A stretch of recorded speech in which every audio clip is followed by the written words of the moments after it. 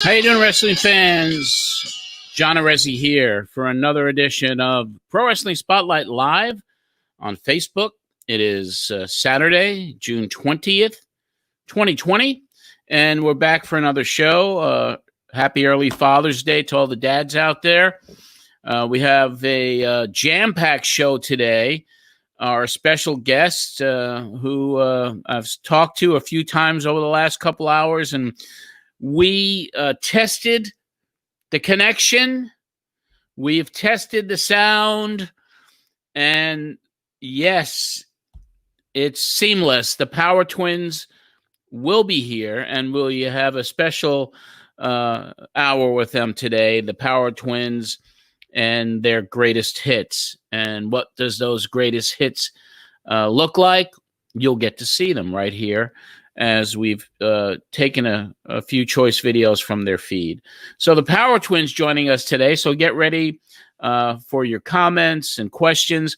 I am flying solo here today. Producer Dominic is not here. He's working at the beach today, and he doesn't get out of work until about 15 minutes from now, and he works about half hour, not less than a half hour from here. So no producer Dominic today. It's just me flying solo. So bear with me on the comments as I see them scrolling, and there's a lot of comments coming in already.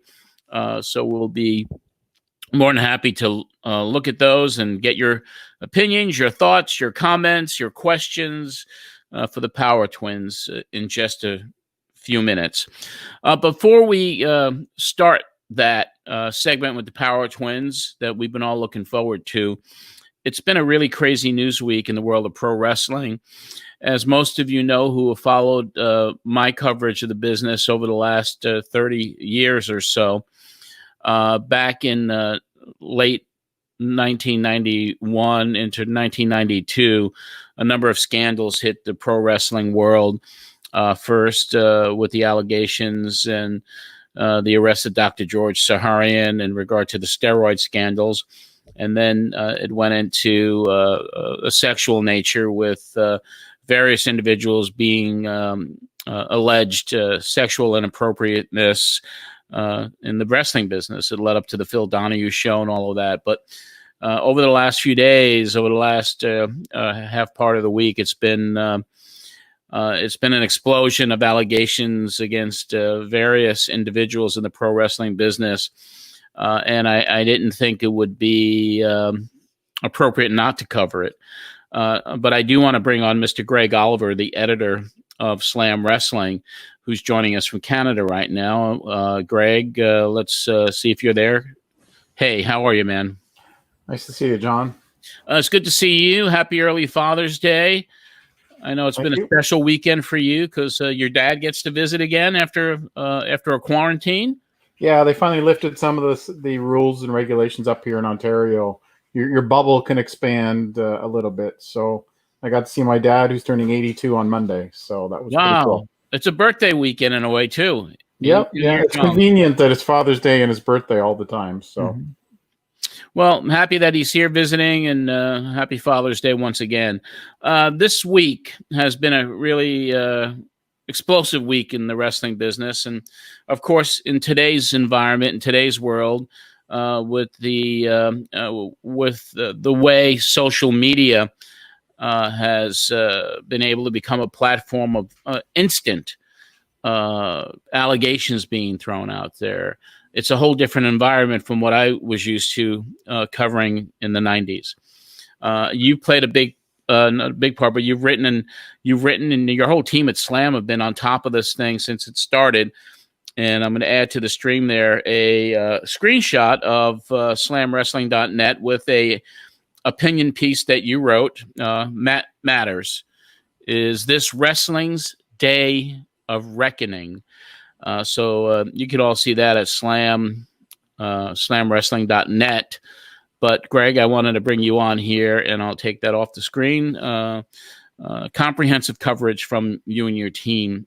Tell us a little bit about what's been going on this week. Long story short, there's a hashtag that started going around called Speaking Out. and a lot of brave people have stepped forward to talk about some of the issues they've faced in the wrestling business. It can be anywhere from unwanted, texts that they got to right up to rape and just terrible things to read about. The important thing of being a journalist, though, is just because somebody wrote that doesn't mean it's true. And you have to sort of balance out what they're saying with the other side. When there's actual facts that happen, like Dave Lagana stepped down from the NWA, where he's VP, and he was the guy that did all those wonderful NWA videos that we like so much, and was an important person, but not, of course, the only person putting together the NWA. But they still halted production. The NWA halted production, right? Yeah, because he was such a key figure in how it all worked. And he was accused by some sexual misconduct by Liz Savage, and he stepped down. Jack Gallagher is gone from WWE. Who is? Jack Gallagher, gentleman Jack Gallagher. He was a 205 guy. Okay, he's a performer. Okay. Yeah, exactly. So he's gone. I don't think it's the end of it. I think it's going to keep going. Wrestling, well, you've been around it a long time, John. It's got some dirt behind it. And wrestling doesn't police itself very well. And it may take bigger things getting involved. I was just chatting with Bradley Craig in Scotland, and the media there is taking all this really seriously in the UK because so many of these allegations are coming out of there. But even here in Canada, there's a friend, Madison Miles, just revealed her own story, and just it's mainly about tormented relationships in some cases. But the world has changed. I mean, it's not the 1950s anymore, and nobody should have to suffer through torment and abuse and mental, physical, whatever it is. It's quite enlightening. And in Madison's case, her dad didn't really know about it till she came forward. And there's an absolutely stunningly awesome letter from her grandma that she posted, saying that basically if she sees either of these two guys, there's going to be trouble. So it's much bigger, of course, than the wrestling business. These are people's lives, and we've got to be really delicate about how we walk around these stories. And, you've went to journalism school too, John. You know what that's all about. Yeah, you have to be careful in the coverage. There's a lot of stuff that's being thrown out there now. Obviously, you and your team have handled it really well. So I wanted to get your perspective and how difficult it is to even cover these breaking stories that have been happening this week with all the allegations that are being thrown out there. And of course, social media is just a way to fan the flames and people giving opinions, and it gets quite dangerous. And I've been looking at some of the feeds that are going back and forth on it, and I'm like, wow, this ain't nothing like it was when I was covering it, and it gets ugly really fast. It does. But I mean, I think you probably thought the same thing I did a couple years ago when the whole Me Too movement happened. Yes. Harvey Weinstein and other powerful people. It's like dominoes. People are just dropping like flies. And that's a lot what we're seeing here. And I was actually surprised wrestling didn't suffer at that point, because there are those stories that have been around forever about it's such a business where you have to court power. So if you want to be on that Booker's good side, you're maybe a drinking buddy, maybe you're getting him coffee, maybe you're sleeping with him. I don't know what it is, but it's not just about talent the way it is in so many other businesses. I don't know. We're going to see what happens in the next few weeks. Both WWE and AEW have put forward some notices that they're looking into everything, which is really all they really can do at this point. They shouldn't do any knee-jerk reactions.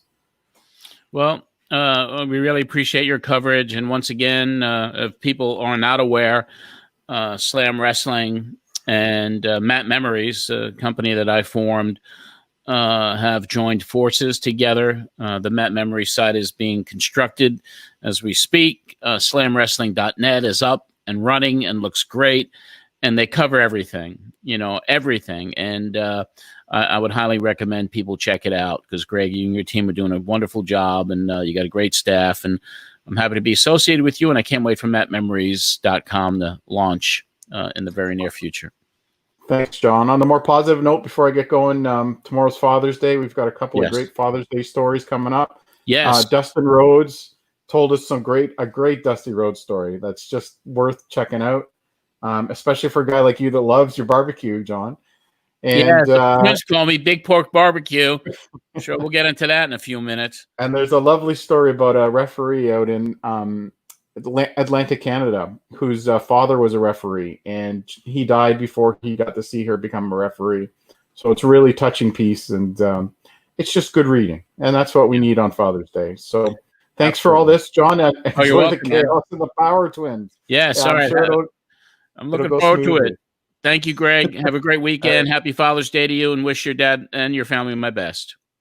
Take care, bud. Bye.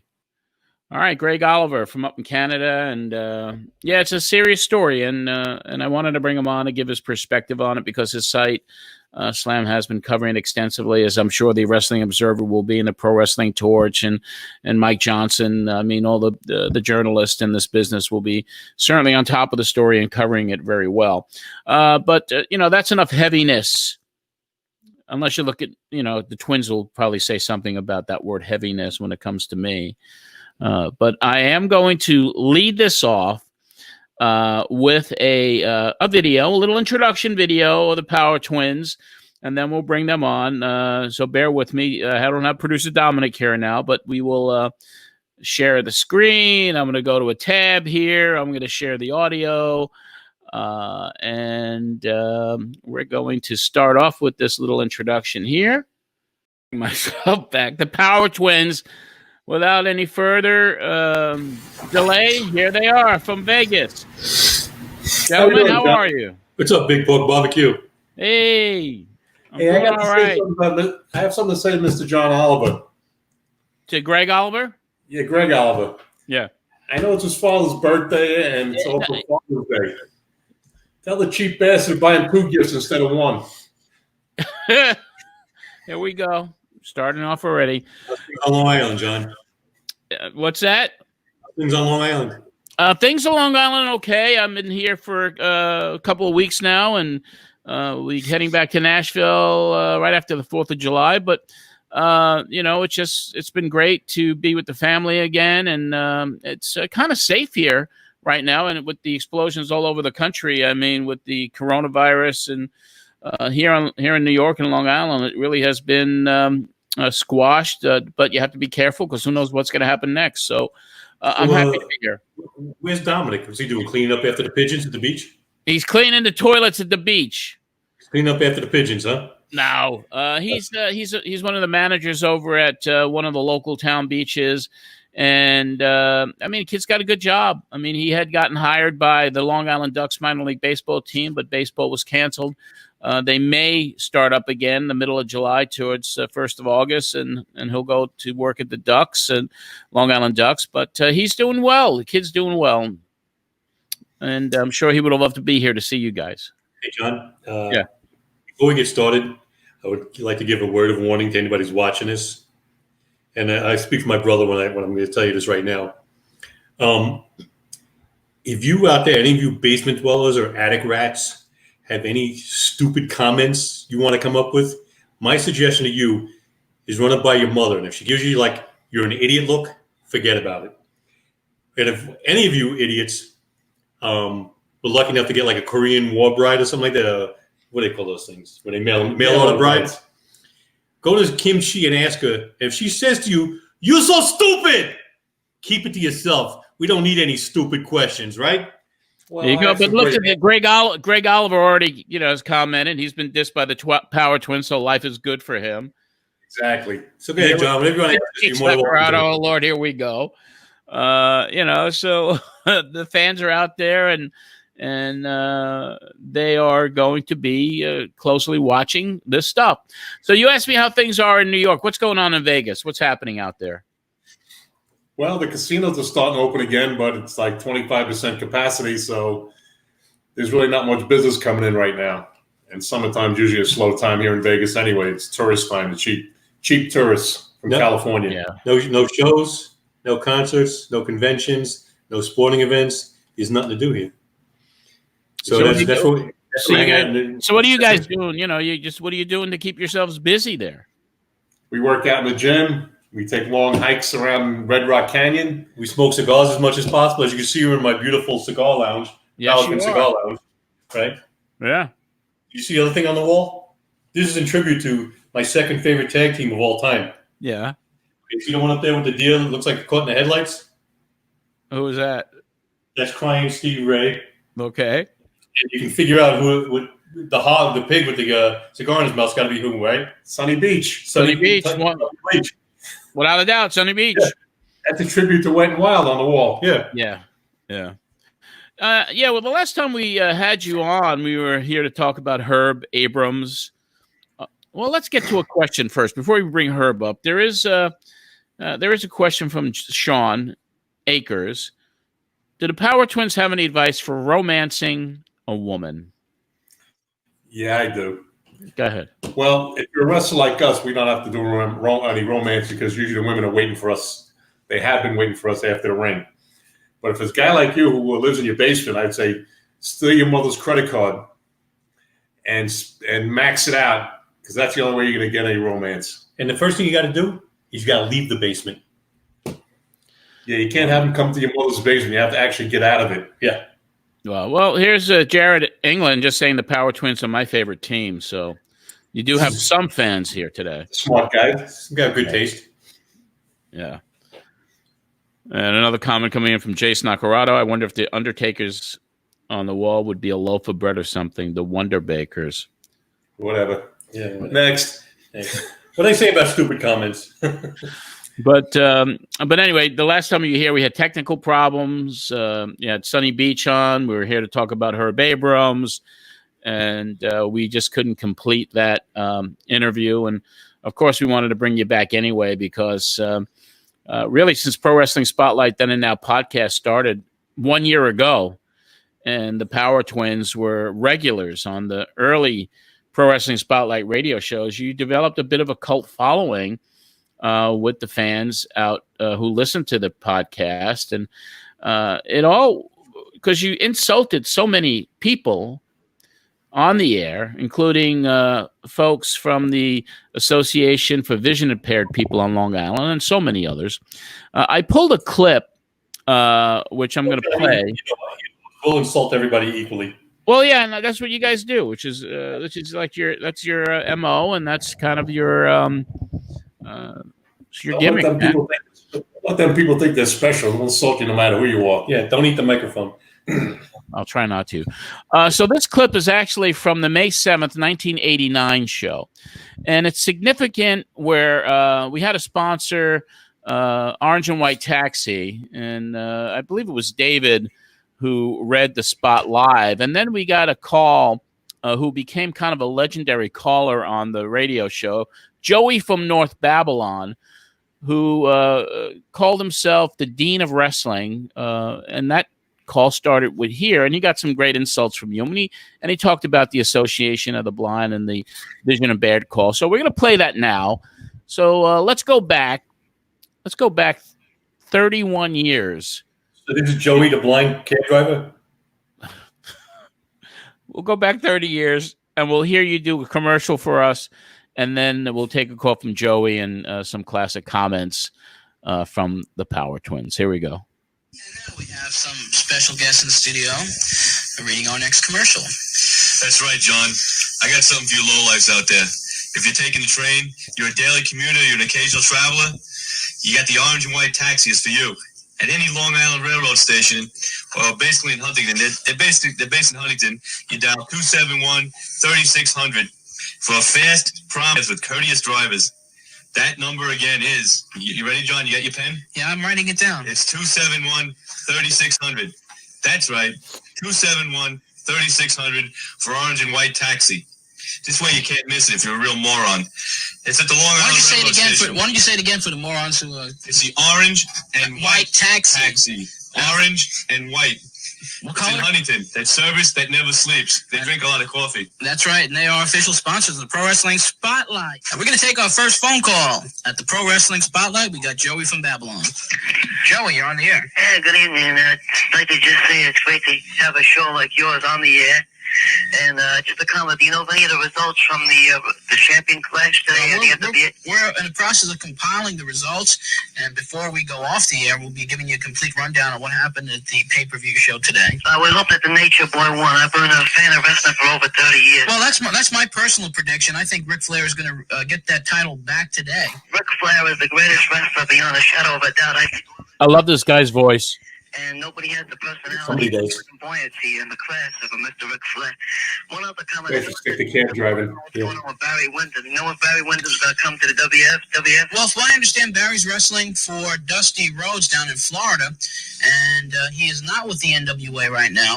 And his brother Kendall, I believe, has just left as well. But Barry is in the process of wrestling in Florida. Whether he comes back to WWF remains to be seen. And as soon as we hear something, we'll pass along the information to our listeners. Just two other quick questions. Sure. Does anybody know where the gorgeous one, Jimmy Garvin, is wrestling?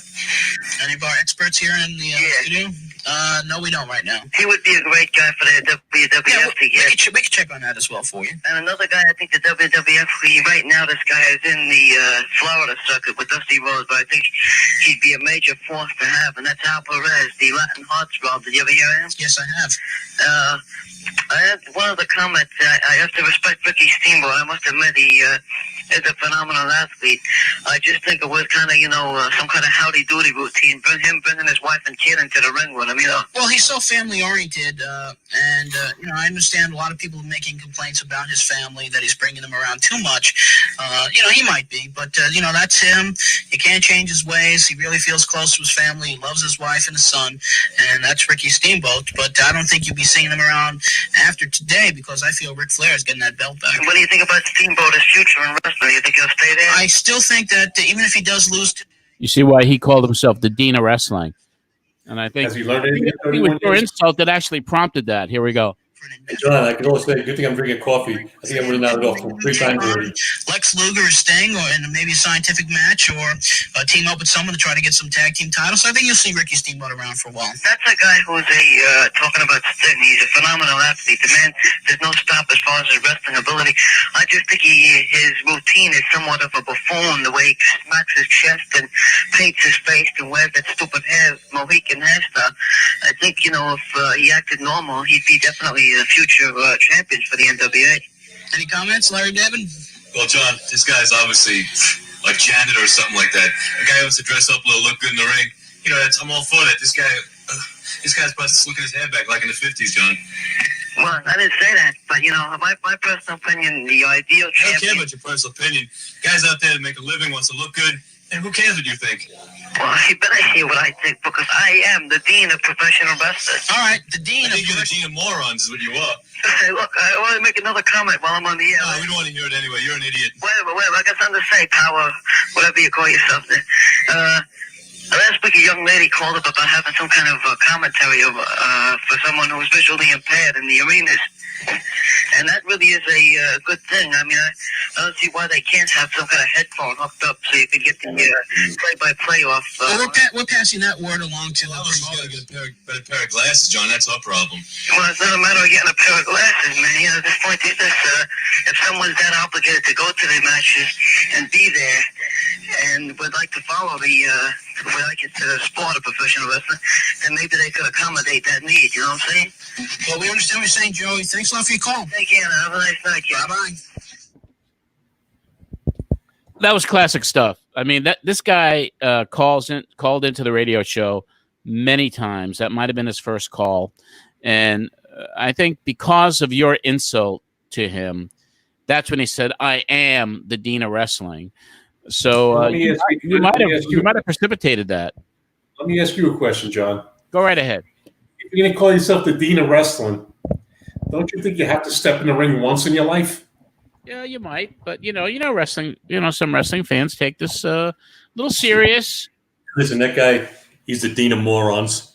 Yeah. That's 30 years ago. He's probably a much better moron by now. Probably driving the same kid. I just love when he called in and just like this young kid, George from Lindenhurst, who, for everybody out there who listens to the podcast, I uploaded a few more episodes today. And yes, George from Lindenhurst does make a return. Well, look at this. Dan Brown says, I can see the Power Twins doing a COVID-19 ad. Stay home, you morons. Don't take any taxis. That's a true statement. I like that. He's a smart guy. Right. Who's this guy? Dan Is this guy a Brown, writer very or something? smart. What's that? Is this guy a writer or something? He might be a writer. Maybe you should hook Tell up him and to write get your next Tell him screenplay. to with get new crayons. Well, I mean, you guys have been television personalities. You've been in the movies. You've done tons of stuff in the entertainment business. And I was able to pull a couple of your greatest hits we're going to play in just a short period of time here. But let's get back to a couple of things that really were not answered when we tried to get you on the first time.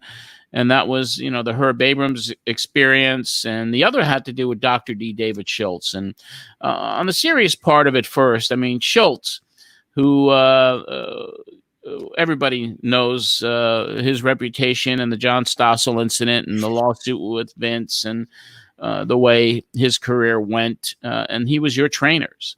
And let's get into the fact that you honestly think that Schultz is training you, and because of how volatile his ending was with the WWF at the time, prevented you from getting into that organization. You think it affected that and also NWA? Well, we didn't know at that time that being trained by the greatest wrestler of all time, that would affect our career.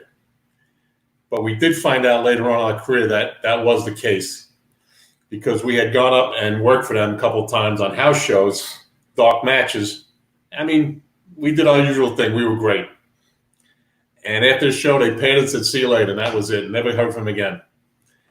And finally came to our beliefs that that was the reason. David Schultz, a great trainer, he was the reason we never made it to WWF. I mean, that guy, he did it all. He trained us. He put a stamp on us to get us out there, sent us out to a bunch of territories, got us experience. I mean, we were ready to go by the time when we tried out the first time, we were ready to go. But apparently we found out later on in our careers that it wasn't going to happen, because it would be like a feather in his cap if we got in there. So he also helped book you in the early stages of your career. And he got us into every territory that we needed to get into. He took us up. I first worked with Gino Brito back in '87. Yeah. We went up there for a week. We traveled all around Montreal area, and then he got us in with Richard Byrne in Boston. He got us in with the ICW with the Savoldis. Then he sent us out to Kansas City, Memphis, Calgary. Yeah, Calgary. I mean, Stu Hart. I had Stu Hart on Pro Wrestling Spotlight in 1989 as well, and he said great things about you. He really liked you guys. Oh, it's a great territory. He was an interesting individual. Did he ever take you to the basement to stretch your ass? No, that's one thing that Dr. D told us never to do. Never go in the basement. Well, he told us two things. Well, several things. One was get your money, be careful, don't go in that basement, and don't take an open drink from anybody over there. And don't take open drinks from any other wrestlers. Yeah. Got it. Yeah, good advice. Question coming in from Jay Snackerado. What are the Twins' memories of Memphis working for USWA? Jerry Jarrett, everything he was cracked up to be? Jerry Jarrett was very good to us. I can't complain what Jerry did for us. It was his territory. And, of course, his son and Jerry Lawler were running it. And Jerry Lawler was the king down there, so he actually thought he was the king of everybody. But he was not. Yeah. We never worked with him because maybe we were too big for him, but we all worked did a lot of tag teams against the Moondogs down there. They were a great team to work with, even though they didn't shower much. Mm-hmm.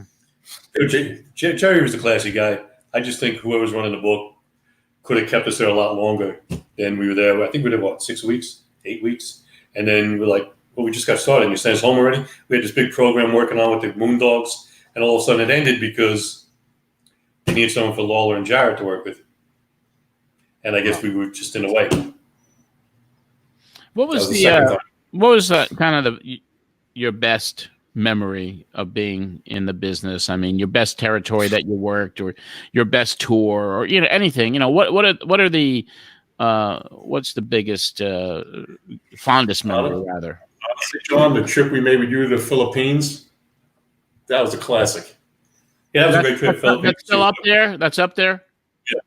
I mean, where else can you go? You travel halfway around the world and find out that the guy from 2 towns over is the Big Pork Barbecue. You're a legend in the Philippines. Yeah. People don't really realize what happened over there. They weren't there to see the wrestlers. They were there to see the Big Pork Barbecue. Yeah. Other than that trip, we made a couple of great trips to the. You see my face turning red? We also made a big trip down to South Africa. We spent almost 2 months down there. That was an interesting trip. We got in a lot of trouble down there. We almost got killed a couple nights by The fans. I can imagine. I got a couple questions coming in here. The great Brian Lass, who I do the podcast with at Arcadian Vanguard Network. Who are Long Island's premier brothers, the Baldwins or the Power Twins? Good question, Brian. I don't know who the Baldwins are, but everyone knows who the Power Twins are. I've heard of town Baldwin, but that's about it. Mm-hmm. There's Baldwin, Massapequa, Freeport. Yeah, I don't know. Massapequa Park, Amityville, Copeg, Lindenhurst, and Babbitt. Never heard of those guys. It's the only Baldwin I know. Yeah. So it must be us. Joe Puccio, will the Power Twins ever get a Wikipedia page? Sure, why not? Don't we have one already? Yeah. I don't know. I think we did. All the work we've done in the entertainment and wrestling business, we should have our own Wikipedia page. People don't realize how multi-talented we are. Right. Modeling. Well, that's right. You did. Now you're leading into something really cool. Okay.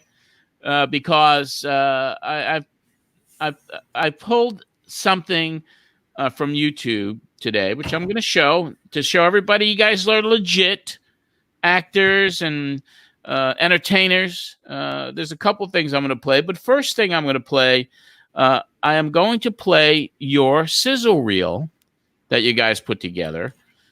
So I'm going to bear with me a second because I'm going to go find it here. The Larry and David reel. I'm going to share it. Lose the sound, John. Guess what? Yeah, you should have told me that. I gotta play it. I gotta play it again with sound. How's that? All right. All right. I thought it was us. No. Thank you for bringing that up, gentlemen. Let's do it. Wow, gentlemen. What can I say? Emmy Award winning. We were up for best bouncers in an acting role. Ocean's 11. For some reason, we didn't get the Oscar that year. I don't know why. The Young and the Useless. Was that Young and the Restless that you guys were on? Yeah. You know how many women sent in fan mail for that? I can imagine. It was a truckload of fan mail for us after we did those episodes. It was really. And Lou, I guess Lou was a Young and the Restless fan because he recognized it right away. Guess so. We also were on that show in 2004 where we played a couple of bouncers on the show, and yeah, right. We came back, and that was another truckload of love letters from all the girls. Yeah. Lou also asked want to know if you introduced Clooney to Stacy Keibler. No, George doesn't need our help. I don't know who she is. Which movie star did you guys have to slap around the most? Which one do we enjoy slapping around the most? Or which one? Yeah. We didn't have to slap any around, but we made sure a few of them know that if they had to get slapped around, they would. We shot at a bunch of them. Like when we did that TV show back called Vegas, we got to shoot at a bunch of them, but we kept missing. They were too short. We were shooting over their heads. Yeah. You know what the lucky thing about George Clooney people don't realize? In that movie, he got to work with the 3 biggest actors in Hollywood. Me, my brother, and Schwartz. The Bruiser. Yeah. Another professional wrestler. Yeah. Not much of a wrestler, but he was a professional wrestler. Yeah. I mean, it's kind of a really cool resume that you have. Thank you. Thanks. And of course, the biggest thing you ever done is not only the tour of Southeast Asia, which was your favorite memory, and that was the origin of Big Pork Barbecue, of course. We're only telling that because you're on the air with us. Well, and then there's the other thing, the introduction to Mr. Herb Abrams. Yeah, that was interesting. And that was cool. I mean, Brian Last has a question. Who's holding more, Herbo Turbo in Vegas or Jake on the plane to the Philippines? That's a very good question. I'd say that probably equaled out, you know. I don't think anyone can, surpass Jake, but Herb certainly would give him a run for his money. It's the best question I heard all day. Well, you know what Jake was doing on the plane, don't you? I was sitting next to him. Yeah, he was rolling crack joints in first class. I was sitting next to him. And when the flight attendant came up and he's there dipping, I was just like scared shit anyway, because the notice that they give you as you know on the plane was like, if you get caught with narcotics, you get executed. No question. If you're caught with drugs, you will be hung. Right. So I asked her, "What if you're already hung?" And she looked at me like, "What do you mean?" We were hung already. Yeah, before we got there. Yeah. But Jake, it was a scary trip because the flight attendant was like, what is that? Because he had this envelope with these rocks, and he was lighting it up and dipping the cigarette in there, and he goes, "It's candy. Do you want some?" Sounds like Jake. It's candy that'll let you sleep for 3 days. Yeah. Do you remember when we were landing in Germany and Bob Orton lost his fanny pack, or he thought he lost his fanny pack? Yeah, he went nuts. And he went nuts. I mean, he was like screaming, like accusing the flight attendant of stealing his fanny pack. Yeah, and we missed our takeoff. We missed our takeoff time. Yeah, and then when the plane landed in Germany, security came on with the guns, and Bob dropped on his knees and was like, "I'm sorry," because he found the fanny pack in the overhead compartment. I'm sorry. And that guy Eddie, the guy Eddie that was working with us, diffused the situation, and fortunately, Bob was not hauled off the plane. So, can I tell you the best Bob Orton story? You got a good one? Yeah. Go ahead. We're working for Herb Abrams, and we did a show in Fort Lauderdale one night, and then we all had to go over to Tampa. So he loaded 2 vans full of guys, and of course, the first stop was a liquor store before we hit the road. So there's Bob Orton drinking, smoking, making fun of everybody on the bus. Saying, "Oh, you power twins, my daughter lifts more weights than you." Making fun of Steve Ray, making fun of Tubby Bleach, just abusing everybody. Drinking like a fish. Yeah. So we finally get to Tampa Bay after a 3-hour drive, and the door opens, he falls flat on his face. Drunk. So every guy on the bus is just walking over him to get to the room. Yeah, he's like, help me, I can't get up. And we're just walking right past him. "Hey, see you in the morning, Bob." Yeah. Maybe you should get your daughter to lift you up. They had to get one of the hotel guys to put him on one of those baggage racks and wheel him to his room. I'll tell you something about Bob, though, and the shows that I did with him, and, of course, over in the overseas tour. Nice guy. Great guy. Yeah. Great guy, and what a great worker. What a great wrestler. And he was someone I developed a really cool friendship with, and had an opportunity to meet his son, Randy, when Randy was probably about 12 or 13, when I did a show in Missouri that Bob was on. But yeah, I mean, those are great stories. A lot of great individuals. What's your favorite Herb Abrams story of all time? You may have different ones, but both of you, is it the same one, or is it 2 different ones? I'd love to hear them. So would everybody else. The Russian tea room one. You tell him that one. Well, all I remember is we were sitting in a Russian tea room in Manhattan, and that was when the perfume on the coat. It was like the lipstick. But I think it had both. It had lipstick on a cigarette, and the perfume on a coat. And he flipped out. I mean, he started yelling and screaming, throws everything on the ground, and runs right out of the place. And we're like, he didn't even stay? No, this is the Russian tea room, one of the most expensive places in Manhattan. I know. And he runs out of there because there was lipstick on one of the cigarettes in the ashtray. Yeah. He had some weird idiosyncrasies. He didn't like perfume. He didn't like lipstick. Yeah. Right. And if you smell other things that he liked. Drugs. Speaking of which, Mick Foley made these. The Herbie cookie. Very nice, Jack. And it says this: not to eat, cocaine not included. That's good to see that Jack has hobbies in his retirement. Now he can bake. Yeah, keep him busy. He's remember where he hid the back cookies? down to Florida, by the way, Jack. Good for Jack. Yeah. Another question that came in. I was going to ask you about this, but you guys were a hood. I mean, who made you the Darksiders in ICW? Well, it was kind of a gimmick that us and Schultz kind of put together, and he was going to be our manager, and he'd do like a preacher gimmick, and we do like the monks. Okay. And, so we tried it out, and then he got into the bounty hunting, and he was done. And we made Carmine Desperio. He wanted to give it a shot. Carmine. He wanted to be the religious man with the good book. Yeah, he wanted to give it a shot. So we said, all right, let's see what it looks like in the ring. So we gave it a shot. We've tried multiple gimmicks over the years, but just being ourselves, modest and kind to everybody that we meet. Yeah. Always modest. That's the way we roll. Yep. Always nice Always to a kind everybody. word. Never an insult. Always polite. Kind word. John, you know it so well. I know. You know what kind word we're going to use, though, right? You know which kind we're going to use. Yeah, I know you guys well. Who were your favorites to work against? Who was the best synergy in the ring? Hard to say. We work with so many guys. Well, in 16 years, we worked with practically everybody. Yeah. Well, I did when I worked for TC Martin.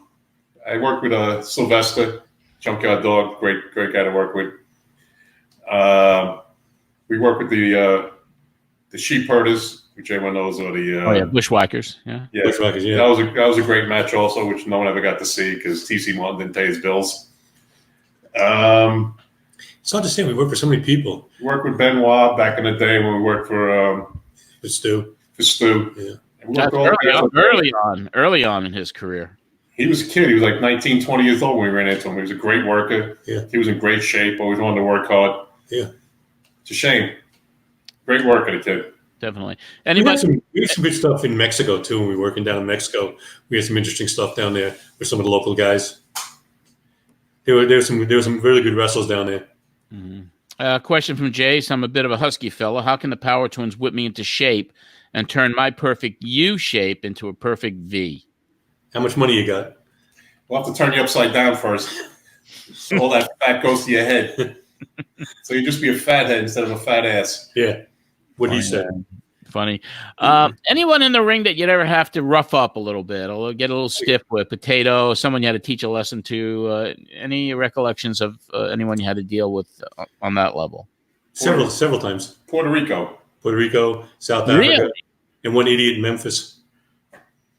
Yeah, we were in Memphis the one time. This guy called himself the Gambler. He goes, he came in, we were on top, and he came in and told us what we were going to do. I said, oh, is that right? And then he decided he was going to be a top guy where he was just a lower guy.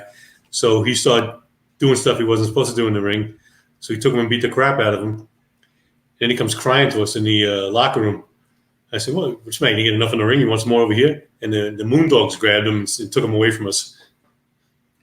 Puerto Rico, because we didn't speak Spanish, everyone else did, and we had a lot of problems down there also. See, the problem with Puerto Rico was this, and we had the same run thing in Mexico. They were all local guys, so this was like I don't know if it was like a hobby for them or what it was, and we were serious. We want to get as good as we can, learn as much as we could about wrestling before we moved, to either WCW or WWF at the time. So some of these guys would come in the ring drunk because. In Puerto Rico, they used to put in like 4 or 5 cases of beer maybe even more, like 6 cases of beer before the match started. That's what we were sponsored by. So me and him would grab a 6-pack and put it away because we didn't touch anything until we got out of the ring. These guys would show up in the ring drunk. So we basically beat the shit out of them. Beat the piss out of them because we had to, so we didn't get hurt. Yeah, so they'd go and they'd complain to the booker, who was Hercules Ayala, and he looked at it and he told me, he said, who told you to get drunk when you got in the ring with those guys? Wow. South Africa, we had a rough guys. Who brought you in? Was it Hercules who brought you in to Mexico? Yeah, Hercules Ayala, Chicky Star. When they broke away from Carlos Colon, they started their own thing down there. Yeah, Carlos had his organization called the WCW, which was Welfare Championship Wrestling. It's a funny story. Welfare Championship Wrestling. It's funny. He never paid the boys. He too busy taking all the boys' money, went to the casino, pissed it all away instead of paying anybody. So we worked the competition. We never ran into the Ultimate Warrior. We worked for TC. Okay. Did you run into him? Yeah, you know what happened? The Ultimate Warrior did not want to work on the show unless his name was on the marquee outside. And TC Martin says, I can't do that. That was at the Silver Nugget. That's out of my hands. So he never showed up. He didn't show. Never showed. And he ran some great shows at the Silver Nugget. Yeah. TC did a really good job of promoting. I got to say that for him. It's a shame he didn't get his TV up going on a regular basis so he can get like a real organization going along. Mm-hmm. But he did a great job promoting. Can't say a bad word about it. Brian Phillip asked, had he run-ins with Percy Pringle before he went to the WWF? Yeah, down in Memphis we ran into him. Oh, okay. Yeah, nice guy. Never had a problem with him. Yeah, nice guy. We just ran into him. I think he was passing through or something like that. And we went to Mexico. We were in Mexico down in '89 as the LAPD. They brought us in wearing LAPD outfits and masks. We didn't understand the mask parts. We were twins. Why would they want to put twins in a mask? But they did. Kenny Timms had us brought in. The fabulous Blondie down there, Kenny Timms. A lot of triple tags down there. We work with Mil Mescaris and his retarded brothers. I mean, his brothers. You work with Mascaris? Yes, many nights. Him and his brother, Psychedelico, was a little off. I think he had too many shots in the head. Not well, because they think they're better than they are. Mm-hmm. We had problems with the brothers in the ring. Meal, never had a problem with Meal. Yeah, he was smart enough to stay away from us. But the idiot cousins were messing around with us in the ring, and we straightened them out right away. Well, you've always had the reputation of being able to take care of yourself, both of you. Thank you, Dr. D. David Schultz. You get that from the doc. How come you guys didn't become bounty hunters like him? Didn't he want to bring you in? And didn't I tell you that story? I went with him once. You did? Yeah, let's hear it. It's a good one. Okay. Calls me up. I was in between. I think we just came back from Kansas City or somewhere. Before we went to the next territory, so I was looking for some work. He was, come with me. We'll go bounty. Will you meet me in the morning? I said, all right, somewhere up in the Bronx. Okay. So I get there like 8 o'clock in the morning. He tells me to get there, and I'm looking for him. So he described the guy what he looked like. He said, this guy's going to come out of the house. This is his car. That's who you're looking for. I said, okay, what about you? I'll be there waiting. Don't worry about it. So I get there, and I didn't know what to do. So I'm in my car. I get out of my car. I start walking towards the guy's house. And the guy comes out. And I'm looking, where's Schultz? All of a sudden, out of the blue, a car pulls up. He comes out with a shotgun. All right, put your hands up. I'm coming to get you. And the guy jumps in his car. And he was driving like a brand new Nissan or something like that. So in the Bronx, you know how it is, parking and stuff like that.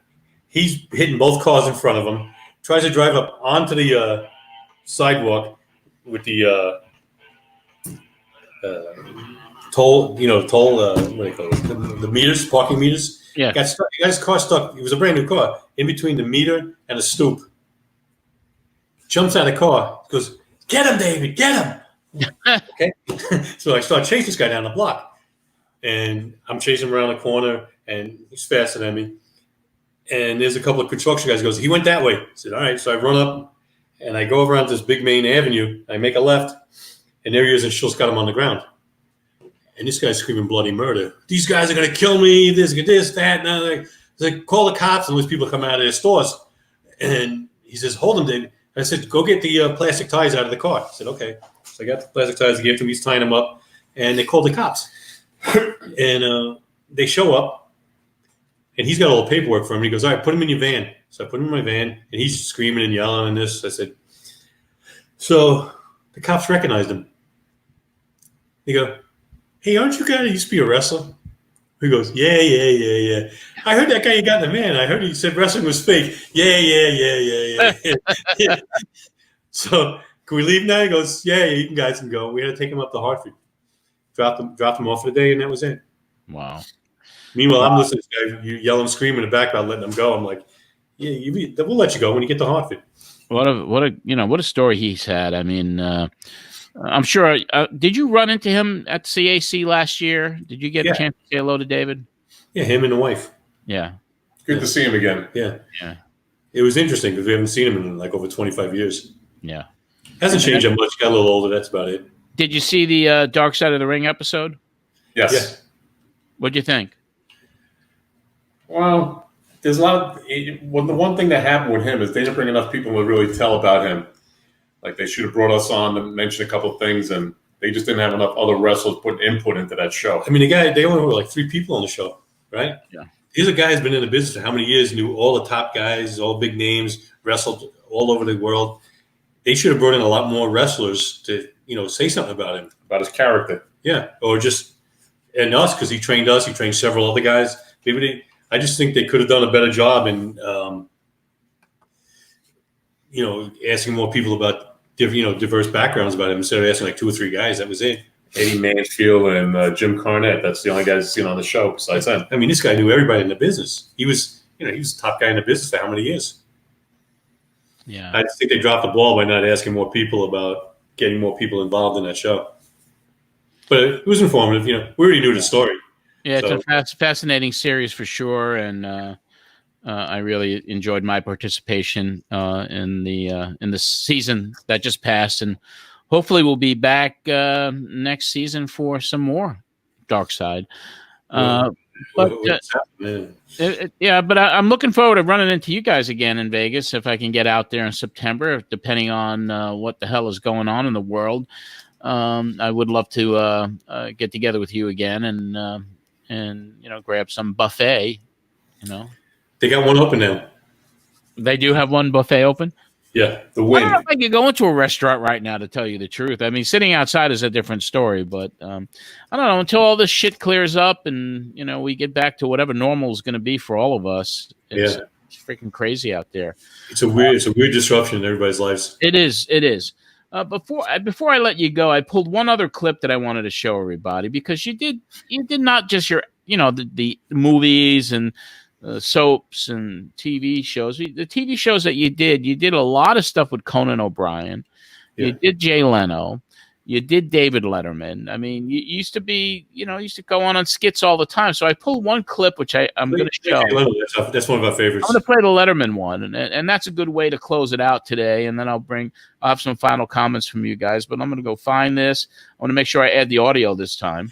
Actually, Leno's a good clip if you want to show that one. I didn't pull that one. I got this last one. Okay. And that's the last one I'm going to show. So we're going to go full screen on that. And we're going to go here. And go. We have on the program tonight. We are going to do something for you all night long. Tonight on the program, we are going to provide for you exciting, entertaining, and unusual plot twists. Boys, here we go. Bring out the first plot twist.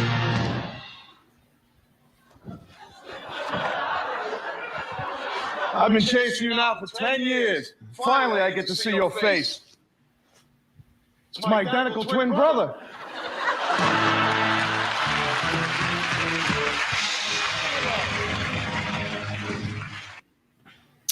Yep. The identical twin brother. Yeah, he was doing that whole show after we did that. He did. That was funny stuff. Yeah. Good fun. facial reactions. Nice guy. Yeah. Yeah. The best story about that is the first time we went on that show when he was there, we were on with Regis Philbin, and he's probably the nicest guy in the business. Regis, yeah. Yeah, he can talk. And He didn't was a stop really good friend of Blassie, Freddie Blassie as well. Regis, they went way back. But Regis, I never heard anything but great stuff about him. Yeah, hopefully Regis is watching your show right now, your podcast. Hey, Regis, how's imagine. things going? Imagine. He is the nicest guy. We ran into him in Vegas a few months after that, and he remembered us. He really is legit one of the nicest guys we met in the industry. Yeah. Very cool. But, I'm not going to say you're the two nicest guys in the industry. Thank you. But you're nice. You wouldn't be the only one. But you're nice to your friends. Yeah. But you got a lot of people who really, have discovered you for the first time, and I think it's really cool. And I'm really happy that we're able to bring you on today with no technical difficulties, except for a little fuck up that I had with the sound. We had good times together, and we had fun. You used to really, I didn't know how to take you guys in the beginning when I first met you at Pro Wrestling Spotlight, because you'd come on almost every week and you just do nothing but turn my audience off. I mean, you insulted so many people that I think my audience almost went down to zero after about several weeks with you on there. But it was who you are, not just as a character, and as a gimmick, but you are who you are. But people are endeared to you. People have really. There's been very few of the guests that I had on the Pro Wrestling Spotlight that people are now reliving after 30 years. That they clamor for more Power Twins, and I'm happy to say that over the next few years, we got several more appearances for you that people can check out at pwspod.com. And right now we have a year full of shows on there. So anybody who goes to pwspod.com, check it out because there's a lot of Power Twin stuff up there, some really classic stuff. You're interacting with... I'd just like to add one thing. Go right ahead. All these people who are really asking for us and want to see more of it, that just shows incredible good taste. That's right. And just remember, we always have a kind word for everybody. Yeah. It may not be the kind they want to hear, but it's a kind word. Right. I want to thank you for having incredible good taste for bringing us on again. Thank you, John. I've always continued you, my friends, and I hope to see you in September, and you guys stay safe. And we look forward to seeing you soon, man. Thank you. Thank you. And get the kid out of the toilets and the beach. I will. David and Larry, the Power Twins, joining us today at the Pro Wrestling Spotlight Live here on Facebook, and it was fun having them here. One day the Power Twins can even be more popular. George from Lindenhurst. Well, happy to say and happy to report George does come back, and I did a really nice thing for George from Lindenhurst that you'll hear in one of the new episodes that I uploaded. You'll hear that in a few weeks. So anyway, I hope that takes away the heel hat that I've been wearing since I didn't give George a Matt Memories yearbook on the Pro Wrestling Spotlight radio show 30 years ago. I wanted to thank all of you again for joining me again this week. We are going to be back next Saturday, and I would ask you to, if you have any comments, questions, you could also reach out to me now at john@mattmemories.com. mattmemories.com is signing up people for our mailing list, and we're going to be launching this thing over the next 30 days. So if you haven't signed up for the mailing list, please do so. I would also ask you a couple other things.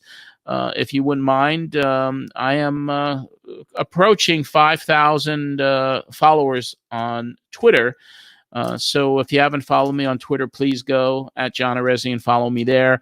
And for the Pro Wrestling Spotlight Then and Now podcast, the complete episodes are up without commercials in its entirety at Patreon. So patreon.com/Arezzi, $5 a month gets you over a year of shows.